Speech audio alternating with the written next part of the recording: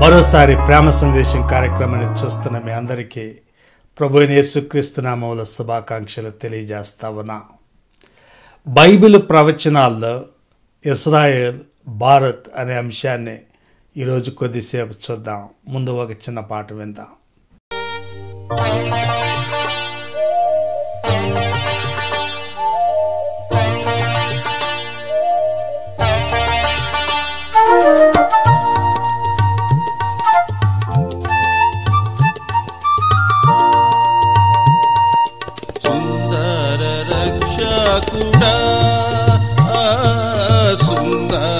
రక్షకుడా మాదు స్వతంత్రమైన దేవా, ఎల్లప్పుడూ మేము నిన్నే స్తుతించు, ఎల్లప్పుడూ మేము నిన్నే స్తుతించు. ఉండు స్తుతి నీతియే సుందర రక్షకుడా.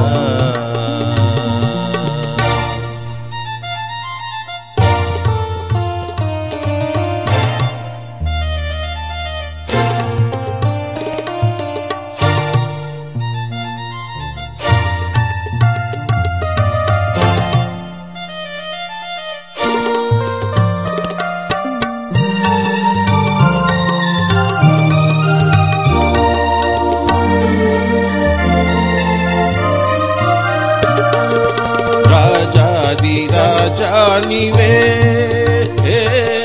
రాజాది రాజానివే, మా షారోను రోజా నివే, రాజాది రాజానివే, మా షారోను రోజా నివే. త్వరగావతు నని నా గొప్ప దేవా, త్వరగావతు నని నా గొప్ప దేవా, నరులా మమ్ము చూడువా. సుందర రక్షకుడా.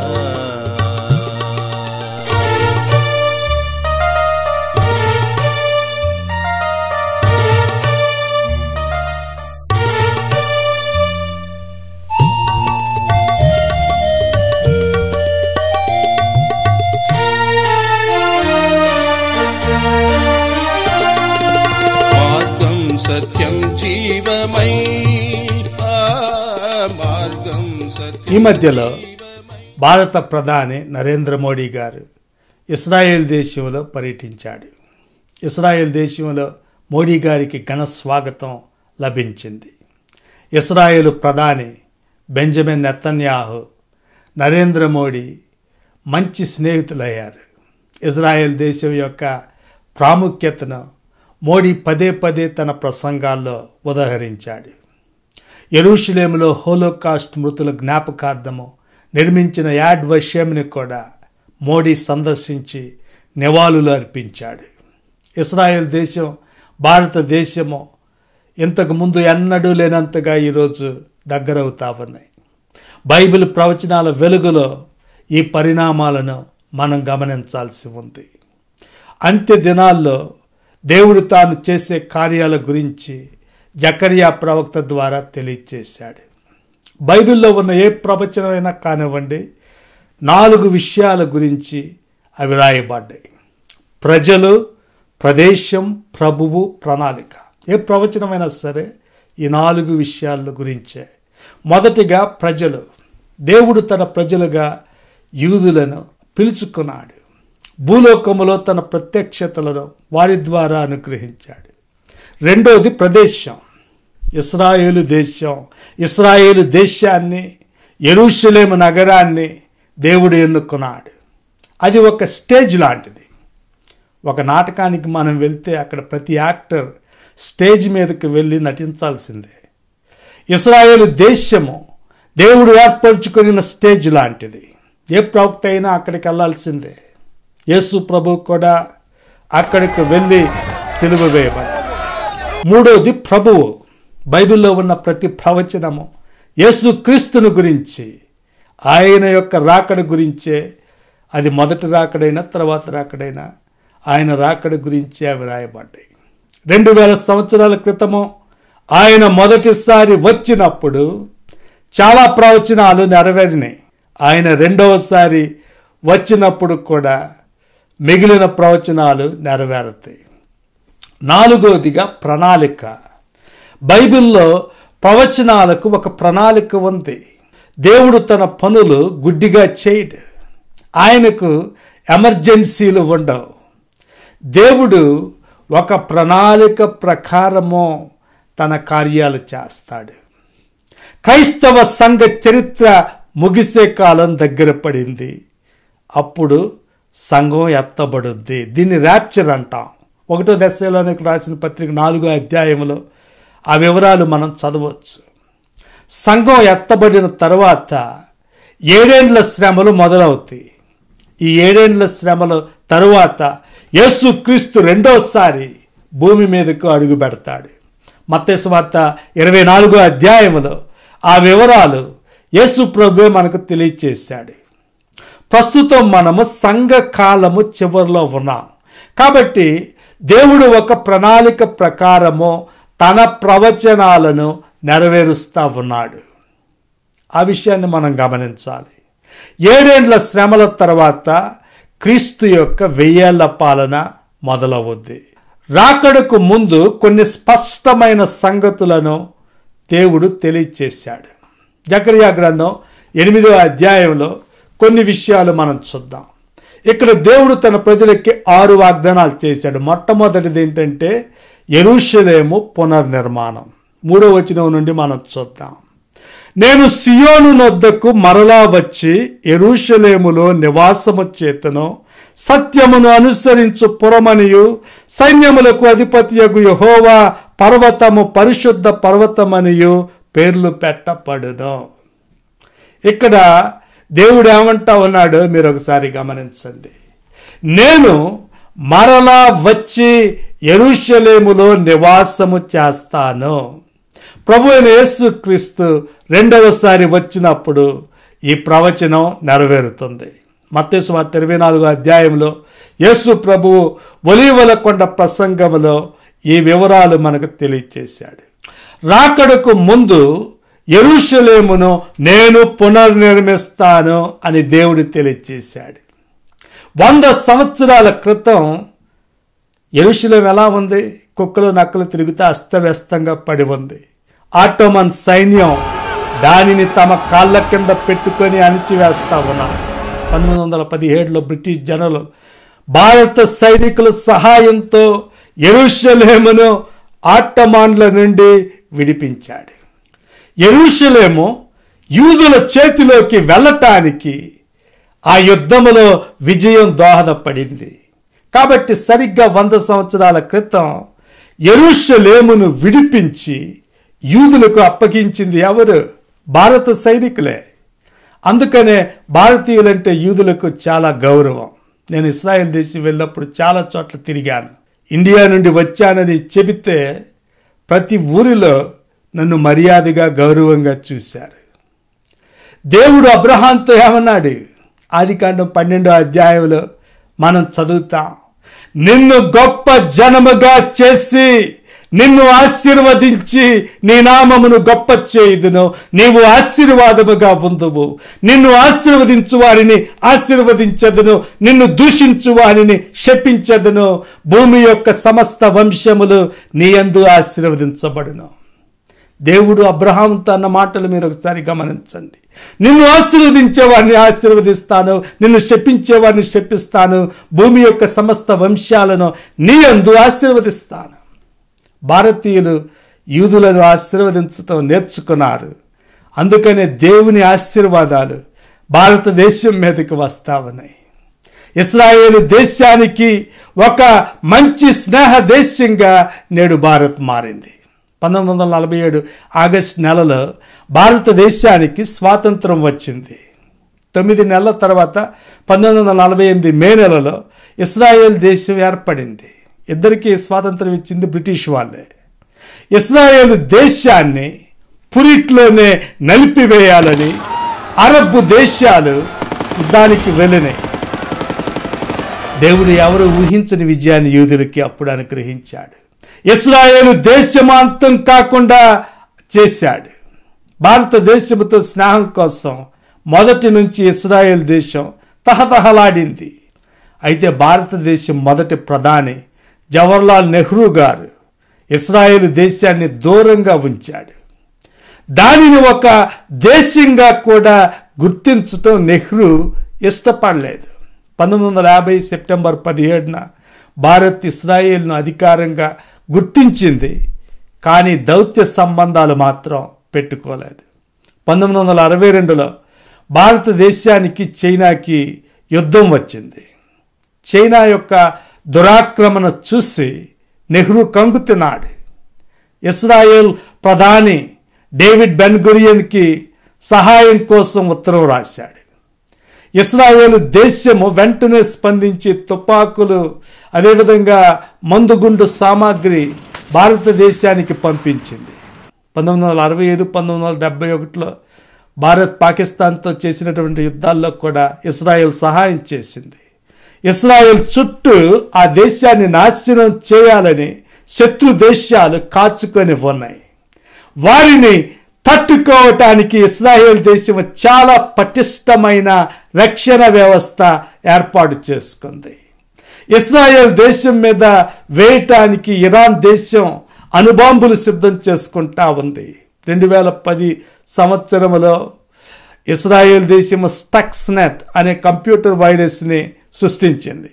ఆ వైరస్ని ఇరాన్ దేశం అణుకేంద్రాల్లో ఉన్నటువంటి కంప్యూటర్ల మీదకి పంపించింది.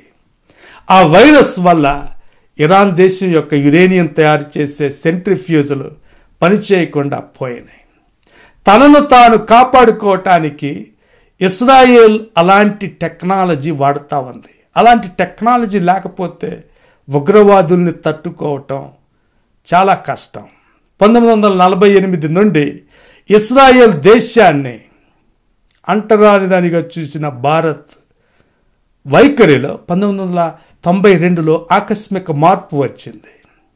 కారణం ఏంటంటే పివి నరసింహారావు గారు 1991లో భారత ప్రధానమంత్రి అయ్యాడు. నెహ్రూ కుటుంబము పాటించిన పద్ధతులకు పివి ముగింపు పలికాడు. 1992లో ఆయన ఇశ్రాయేల్ దేశంతో పూర్తి స్థాయి దౌత్య సంబంధాలు పెట్టుకున్నాడు. ఇశ్రాయేల్ దేశం అనేది వద్దు అని 1947లో వాదించినటువంటి భారత వైఖరిలో పివి నరసింహారావు గారు గొప్ప మార్పు తీసుకువచ్చాడు.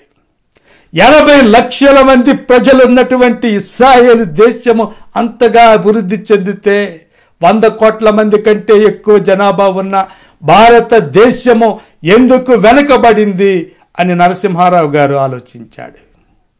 ఆర్థిక సంస్కరణలు తీసుకువచ్చాడు. భారతదేశ ఆర్థిక వ్యవస్థ పతనం కాకుండా రక్షించాడు.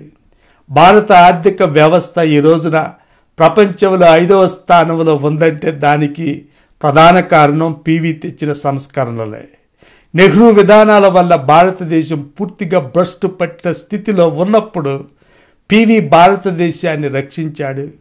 నా అభిప్రాయం ప్రకారం పివి నరసింహారావు గారు భారత ప్రధానుల్లోనే గొప్పవాడు. ఆయన తెలియకుండానే ఈ ఆదికాండం 12లో దేవుడు చేసిన వాగ్దానాన్ని నెరవేర్చాడు. నిన్ను ఆశీర్వదించు వారిని నేను ఆశీర్వదించదను, నిన్ను దూషించు వారిని శపించదను. భూమి యొక్క సమస్త వంశములు నీ యందు ఆశీర్వదించబడును. నెహ్రూ ఇశ్రాయేల్ దేశాన్ని వెలివేశాడు. ఆయన విధానాల వల్ల భారతదేశము క్షీణించింది. పివి నరసింహారావు ఇశ్రాయేల్ దేశానికి స్నేహహస్తం అందించాడు. అప్పటి నుండి భారత ఆర్థిక వ్యవస్థ చాలా వేగంగా అభివృద్ధి చెందింది. కాబట్టి ఇశ్రాయేల్ దేశముతో పివి 25 సంవత్సరాల క్రితం పెట్టుకున్నటువంటి దౌత్య సంబంధాలు భారతదేశానికి ఎంతో ఉపకరించినాయి. దానిని గుర్తించే చరిత్రలో మొదటిసారిగా నరేంద్ర మోడీ ఇశ్రాయేల్ దేశంలో పర్యటించిన మొదటి ప్రధానమంత్రి అయ్యాడు. రక్షణ రంగంలో ఇశ్రాయేల్ దేశము ప్రపంచంలోనే చాలా గొప్ప దేశంగా ఉంది. వాళ్ళు చేస్తున్నటువంటి ఆయుధాల్లో 41% ఆయుధాలు భారతదేశానికి పంపిస్తా ఉన్నారు. అంటే వాళ్ళు చేస్తున్నటువంటి వాటిలో దాదాపు సగం ఇటు పంపిస్తా ఉన్నారు. బరాక్ క్షిపణులు, స్పైడర్ లాంటి గొప్ప మిస్సైల్స్ని భారతదేశానికి ఇచ్చారు. భారతదేశం మీద దురాక్రమణ జరిగిన ప్రతిసారి ఇస్రాయేల్ దేశం సహకారం అందిస్తానే ఉంది. 1999లో పాకిస్తాన్ సైన్యం కార్గిల్ ప్రాంతంలో భారతదేశంలోకి చొచ్చుకొని వచ్చింది. హిమాలయ పర్వతాల్లో అంత ఎత్తులో ఎలా యుద్ధం చేయాలో తెలియక భారతదేశము ఇస్రాయేల్ దేశం సహాయం అడిగింది. ఇస్రాయేల్ వెంటనే స్పందించి భారతదేశానికి మిస్సైల్స్ని అందించింది. ఆ మిస్సైల్స్ ఉపయోగించి భారత సైన్యం పాకిస్తాన్ మీద విజయం సాధించింది. ఇస్రాయేల్ దేశం యొక్క ఉపగ్రహాలు పాక్ సైన్యం ఎక్కడ ఉన్న చిత్రాలు తీసి భారత సైన్యానికి అందించినాయి. ఆ సమాచారం కూడా భారత సైన్యానికి ఎంతో ఉపయోగపడింది. 1996లో ఇస్రాయేల్ దేశం 32 అన్మాన్డ్ ఏరియల్ వెహికల్స్ భారతదేశానికి అందించింది. వీటిని డ్రోన్లు అని మనం పిలుస్తున్నాం. మనుష్యులు లేకుండానే ఎగిరే విమానాలు, డ్రోన్లను ఇస్రాయేల్ తయారు చేస్తూ ఉంది. ఉగ్రవాదులను అంతం చేయటంలో ఈ డ్రోన్లను ఇస్రాయేల్ వాడుతూ ఉంది. భారతదేశానికి కూడా ఉగ్రవాదుల బెడద ఎక్కువగా ఉంది. ఆ విధంగా ఈ డ్రోన్లను ఇప్పుడు భారత్కు కూడా వాళ్ళు ఇస్తూ ఉన్నారు. చక్కటి యుద్ధ విమానాలు ఇస్రాయేల్ దేశం తయారు చేసి భారతదేశానికి ఇస్తూ ఉంది. ఇస్రాయేల్ గూఢాచార సంస్థ మోసాద్ ఇప్పుడు భారత గూఢాచార సంస్థ రాకి శిక్షణ ఇస్తూ ఉంది. రెండోది మీరు చూడండి, యూదుల పునరాగమనం. ఆ తర్వాత యూదుల పునరాగమనం 7వ వచనం మనం చూద్దాం. సైన్యములకు అధిపతియగు యెహోవా సెలవిచ్చునదేమనగా, తూర్పు దేశములో నుండి పడమటి దేశములో నుండి నేను నా జనులను రప్పించి రక్షించెదను. యెరూషలేములో నివసించుటకై వారిని తోడుకొని వచ్చెదను. దేవుడు ఆయన ఇచ్చినటువంటి తీర్పు వల్ల యూదులు ప్రపంచం మొత్తం చల్లాచెదురైపోయారు. భారతదేశంలో కూడా ముంబై ప్రాంతంలో, లేకపోతే బెంగాల్లో కలకత్తా ప్రాంతం, కేరళలో కోచి ప్రాంతంలో వాళ్ళు స్థిరపడ్డారు. ఇక్కడ దేవుడు ఏమంటా ఉన్నాడంటే, అంత్య దినాల్లో ప్రపంచం మొత్తం నుండి నేను యూదులను యెరూషలేములోకి తీసుకొని వెళ్తాను. ఆ ప్రవచనం ప్రస్తుతం నెరవేరుతా ఉంది. క్రీస్తు పూర్వం 586లో బబులోను దేశానికి యూదులు చెరగొట్టి వెళ్ళబడ్డారు. ఆ తర్వాత మళ్ళీ తిరిగి వెళ్ళారు. క్రీస్తు శకం 70వ సంవత్సరంలో రోమన్లు యెరూషలేమును తగలబెట్టిన తర్వాత యూదులు ప్రపంచం మొత్తం చల్లాచెదురైపోయారు. 2000 సంవత్సరాల తర్వాత చెదిరిపోయిన యూదులు 1948 నుండి ప్రపంచం నలుమూలల నుండి ఇశ్రాయేలు దేశానికి తిరిగి వెళ్తా ఉన్నారు. భారతదేశంలో స్థిరపడినటువంటి యూదులు కూడా ఇశ్రాయేల్ తిరిగి వెళ్ళారు. ప్రస్తుతం ఇశ్రాయేల్లో ఎక్కువ స్థలం లేదు. యేసుక్రీస్తు పాలనలో ఇశ్రాయేలు సరిహద్దులు విస్తరించబడతాయి. అప్పుడు ఇంకా ఎక్కువ సంఖ్యలో యూదులు ఇశ్రాయేలుకు తిరిగి వెళ్తారు. ఆ తర్వాత మూడవదిగా సహవాస పునరుద్ధరణ. మూడవదిగా జకర్యా గ్రంథం 8వ అధ్యాయం 8వ వచనం మనం చూద్దాం. యెరూషలేములో నివసించుటకై వారిని తోడుకొని వచ్చెదను, వారు నా జనులయ్యుందురు, నేను వారికి దేవుడునయ్యుందును, ఇది నీతి సత్యములను బట్టి జరుగును. దేవుడు తన ప్రజలకు సహవాసాన్ని అందిస్తా ఉన్నాడు. యూదులతో నా సహవాసాన్ని పునరుద్ధరిస్తానని దేవుడు ఇక్కడ వాగ్దానం చేస్తా ఉన్నాడు. యేసుక్రీస్తును సిలువ వేసిన తరువాత యూదులతో దేవుని సహవాసము చెడిపోయింది. ప్రస్తుతం యూదులు క్రీస్తును ఎరుగకుండా ఉన్నారు. అయితే అంత్య దినాల్లో దేవుడు వారి కళ్ళు విప్పుతాడు. వారితో తిరిగి తన సహవాసాన్ని పునరుద్ధరిస్తాడు. నాలుగవదిగా భూమి పులకరింపు. 4వదిగా భూమి పులకరింపు. 12వ వచనం మీరు చూడండి. సమాధాన సూచకమైన ద్రాక్ష చెట్లు ఫలమిచ్చును, భూమి పండును, ఆకాశము నుండి మంచు కురియును. ఈ జనులలో శేషించిన వారికి వీటినన్నిటినీ నేను స్వాస్థ్యముగా ఇత్తును. ఎవరి మాటలు అంటా ఉన్నాడు? ఇదే సైన్యములకు అధిపతియగు యెహోవా వాక్కు. అంత్య దినాల్లో ఇశ్రాయేలు దేశములో పంటలు బాగా పండుతాయి అని ఇక్కడ ప్రవచనం మనకి చెబుతా ఉంది. ఆ ప్రవచనము ఇప్పుడు నెరవేరుతా ఉంది. ఇశ్రాయేలు దేశములో వ్యవసాయ రంగము చాలా వేగంగా అభివృద్ధి చెందింది. వారికి నీటి కొరత తీవ్రంగా ఉంది. సముద్రంలోని నీటిని తీసుకొని వాళ్ళు మంచి నీటిగా తయారు చేసుకుంటా ఉన్నారు. ఎంతో శ్రమ పడితే కానీ ఒక బాటిల్ నీరు తయారు కాదు. నీటి విలువ వారికి బాగా తెలుసు కాబట్టే ప్రతి నీటి బొట్టును జాగ్రత్తగా వాడుకోవాలి అని వాళ్ళు నిర్ణయించుకున్నారు. డ్రిప్ ఇరిగేషన్ అనే ప్రత్యేకమైనటువంటి వ్యవసాయ పద్ధతిని వాళ్ళు కనుక్కున్నారు. వ్యవసాయ పరిశోధనలో ఇశ్రాయేల్ దేశం ఇప్పుడు ప్రపంచంలోనే నంబర్ 1గా తయారైంది. ఆ దేశంలో రైతులు 3.7% అయినప్పటికీ వారికి కావలసినటువంటి వ్యవసాయ ఉత్పత్తుల్లో 95% వాళ్ళే పండించుకోగలుగుతా ఉన్నారు. గోధుమలు కానివ్వండి, ద్రాక్షలు, మామిడికాయలు, అరటికాయలు, ఖర్జూరకాయలు, కాటన్ గొప్ప వృద్ధిని చూసింది. పూలు పండించడంలో ఇశ్రాయేలు దేశం ప్రపంచంలోనే ఈరోజున గొప్ప దేశంగా మారింది. ఇజ్రాయెల్ టెక్నాలజీని భారతదేశంలోని రైతులు కూడా వాడుకుంటా ఉన్నారు. 2006లో ఇజ్రాయెల్ భారతదేశం వ్యవసాయం మీద ఒప్పందం చేసుకున్నాయి. ఈ డ్రిప్ ఇరిగేషన్ ద్వారా హర్యానా రాష్ట్రంలో మామిడి పంటలు చాలా ఎక్కువగా అభివృద్ధి చేశారు. భారతదేశంలో చాలా చోట్ల ఇజ్రాయెల్ దేశం 27 వ్యవసాయ క్షేత్రాలు నిర్మిస్తూ ఉంది.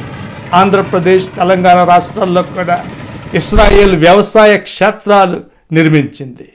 ఇజ్రాయెల్ టెక్నాలజీ ఉపయోగించి భారతదేశంలో చాలా చోట్ల సముద్రంలో ఉన్నటువంటి నీటి నుండి మంచినీరు తయారు చేసి వ్యవసాయానికి ఉపయోగిస్తూ ఉన్నారు.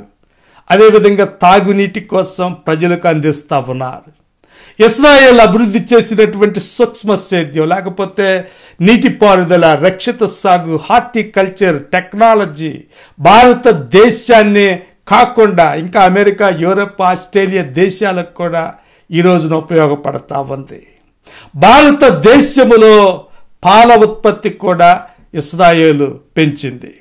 ఇజ్రాయెల్ ఆవు 10,000 కిలోల పాలు ఇస్తూ ఉంటే భారత ఆవులు 1000 కిలోల పాలు మాత్రమే ఉత్పత్తి చేస్తూ ఉన్నాయి. ఇజ్రాయెల్ ఆవుల్లాగా ఇండియా ఆవులు కూడా ఇంకా 10 రెట్ల పాలు ఇవ్వాలి అని చాలా డైరీ ఫార్ములు ఈ రోజున ఇజ్రాయెల్ టెక్నాలజీని దిగుమతి చేసుకుంటా ఉన్నాయి. ఇజ్రాయెల్ దేశంలో సారవంతమైనటువంటి నేల 20%. ఆ దేశంలో సగం పైగా ఎడారిగా ఉంది. అటువంటి ఎడారిలో వీళ్ళు ఇలా ఎలా పండించగలుగుతున్నారు అని ప్రపంచం మొత్తం ఆశ్చర్యపోతా ఉంది. అయితే మనం గమనించాల్సింది ఏంటంటే దేవుడు తన జ్ఞానాన్ని యూదులకు ఇచ్చి తన ప్రవచనాలు నెరవేరుస్తా ఉన్నాడు. యెషయా 35లో మనం చదువుతాం, అరణ్యమును ఎండిన భూమియు సంతోషించును, అడవి ఉల్లసించి కస్తూర పుష్పము వలె పోయును. ఎడారిని, ఎండిన భూమిని నేను కస్తూరి పుష్పము వలె మారుస్తాను అని దేవుడు యెషయా ప్రవక్త ద్వారా వాగ్దానం చేశాడు. ఆ ప్రవచనము ఇప్పుడు నెరవేరుతూ భారత ప్రజల ఆకలిని కూడా తీరుస్తా ఉంది. 5వదిగా నిబంధన పునరంకితం. 16వ వచనం నుండి మనం చూద్దాం. మీరు చేయవలసిన కార్యములేవనగా ప్రతివాడు తన పొరుగువానితో సత్యమే మాట్లాడవలెను, సత్యమును బట్టి సమాధానకరమైన న్యాయమును బట్టి మీ గుమ్మములలో తీర్పు తీర్చవలెను. తన పొరుగువాని మీద ఎవడునూ దుర్యోచన యోచింపకూడదు, అబద్ధ ప్రమాణము చేయనిష్టపడకూడదు. ఇట్టివన్నీ నాకు అసహ్యములు. ఇదే యెహోవా వాక్కు. ఆ మాటలు మీరు గమనించండి. దేవుడు ఏమంటామన్నాడంటే, అంత్య దినాల్లో ఇశ్రాయేలు దేశానికి నా నీతిని నేను తిరిగి నేర్పిస్తాను. మిమ్మల్ని అందరినీ తిరిగి నా యొక్క దేశంలో సమకూరుస్తాను. యెరూషలేమును పునర్నిర్మిస్తాను. ఎడారి లాంటి మీ భూమిని సస్యశ్యామలంగా చేస్తాను. మిమ్మల్ని ఆశీర్వదిస్తాను. అయితే మీరు నా నీతిని మర్చిపోకూడదు, నా సత్యాన్ని మర్చిపోకూడదు, నా నిబంధనను మర్చిపోకూడదు, నా నైతిక నియమాలను మీరు మర్చిపోకూడదు. వారి ప్రవర్తన ఏ విధంగా ఉండాలో దేవుడు ఆ వచనాల్లో బోధించాడు. 19వ వచనం కూడా మనం చూద్దాం. సైన్యములకు అధిపతియగు యెహోవా ఆజ్ఞ ఇచ్చున్నదేమనగా, 4వ నెలలోని ఉపవాసము, 5వ నెలలోని ఉపవాసము, 7వ నెలలోని ఉపవాసము, 10వ నెలలోని ఉపవాసము యూదా ఇంటి వారికి సంతోషమును ఉత్సాహమును పుట్టించు మనోహరములైన పండుగలగును. ఇక్కడ ఇశ్రాయేలీలతో దేవుడు ఏమంటా ఉన్నాడు? మీరు రకరకాల ఉపవాసాలు చేస్తా ఉన్నారు. మీరు నా నిబంధన, నా నీతిని, నా సమాధానాన్ని, నా సత్యాన్ని ప్రేమించాలి. అప్పుడు నేను మీ ఉపవాసాలను మనోహరములైన పండుగలుగా మారుస్తాను. ఆరోదిగా అన్యజనుల పురికొలుపు.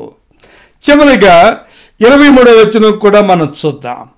సైన్యములకు అధిపతియగు యెహోవా సెలవిచ్చున్నదేమనగా, ఆ దినములలో ఆయా భాషలు మాట్లాడు అన్యజనులలో 10 మంది ఒక యూదుని చెంగు పట్టుకొని, యెహోవా మీకు తోడుగా ఉన్నాడని సంగతి మాకు వినబడినది గనుక మేము మీతో కూడా వత్తుమని చెప్పుదురు. అన్యజనుల పరిస్థితి ఏ విధంగా ఉందో చూడండి. ఈ రోజున ప్రపంచ దేశాలు ఇశ్రాయేలు వైపు చూస్తా ఉన్నాయి. ప్రపంచ చరిత్రలో ఎక్కువ కాలము అన్యజనులు యూదులను ఎగతాళి చేశారు, హింసించారు, ద్వేషించారు, వెలివేశారు. అంత్య దినాల్లో ఆ పరిస్థితి మారుద్ది. దేవుడు ఏమంటా ఉన్నాడు? అన్యజనులలో 10 మంది ఒక యూదుని చెంగు పట్టుకొని, దేవుడు మీకు తోడుగా ఉన్నాడన్న సంగతి మాకు వినబడింది కనుక మేము కూడా మీతో వస్తాం. యూదుల ద్వారా ప్రపంచాన్ని ఆశీర్వదించాలన్నది దేవుని సంకల్పం. దేవుడు అబ్రహాముని పిలిచింది అందుకే, ప్రవక్తల్ని పిలిచింది అందుకే, అద్భుత కార్యాలు చేసింది అందుకే, ఈ యొక్క బైబిల్ గ్రంథాన్ని దేవుడు భూలోకానికి అనుగ్రహించింది కూడా అందుకే. ఆశీర్వదించటానికి దీన్ని అనుగ్రహించాడు. యోహాను సువార్త 4వ అధ్యాయంలో యేసు ప్రభు ఏమన్నాడు? రక్షణ యూదులలో నుండియే కలుగుతున్నది. For salvation is of the Jews. రక్షకుడైన యేసు క్రీస్తును మీ స్వంత రక్షకుడిగా అంగీకరించారా? పాప క్షమాపణ పొందారా? మారు మనస్సు పొందారా? యేసు క్రీస్తును మీ రక్షకుడిగా తెలుసుకొని ఆయన మీ ప్రభువుగా స్వీకరించాల్సిందిగా ఈరోజు మేము కోరుతా ఉన్నాం. అదే నేటి మా యొక్క ప్రేమ సందేశం. ఒక చిన్న ప్రార్థన చేసుకుందాం. మహాప్రేమ కలిగిన పరలోకపు తండ్రి, కృప కలిగిన మా రక్షక, నీ యొక్క వాక్యము ద్వారా మాతో మాట్లాడినందుకే నీకు వందనములు, స్తుతులు చెల్లిస్తూ ఉన్నాం. ఈ రోజున ఎవరైతే అనారోగ్యంతో బాధపడతా ఉన్నారో వారి కోసం ప్రత్యేకంగా మనవి చేస్తా ఉన్నాం. ఏ సోదరుడు అనారోగ్యంతో బాధలో ఉన్నాడు, వారిని ముట్టి స్వస్థపరచండి. వారికి మీ యొక్క సన్నిధిని, మీ యొక్క స్వస్థతని అనుగ్రహించి వారికి ఆరోగ్యాన్ని ఇవ్వండి. మా ప్రభువైన యేసుక్రీస్తు నామములో ఈ ప్రార్థన అడిగి వేడుకొంచున్నాము తండ్రి, ఆమేన్. తిరిగి వచ్చేవారం మరోసారి కలుద్దాం. అప్పటి వరకు సెలవు. మమ్ము కొన్ను కాక కాపాడుచు మార్గం సత్యం జీవమై, మమ్ము కొన్ను కాక కాపాడుచు అరచేతిలో మమ్ము చెక్కియున్న అరచేతిలో మమ్ము చెక్కియున్నావాడ మంచి గొల్ల పోయుడా సుందర రక్షకుడా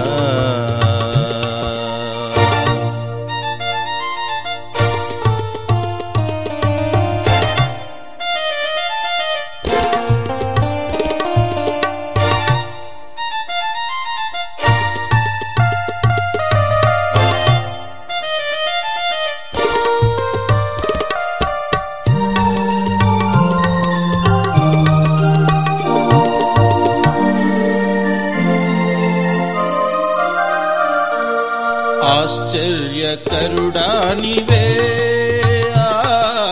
ఆశ్చర్యకరుడా నీవే మంచి ఆలోచనకర్తయు ఆశ్చర్యకరుడా నీవే మంచి ఆలోచనకర్తయు బలుడైన దేవుడు నిత్య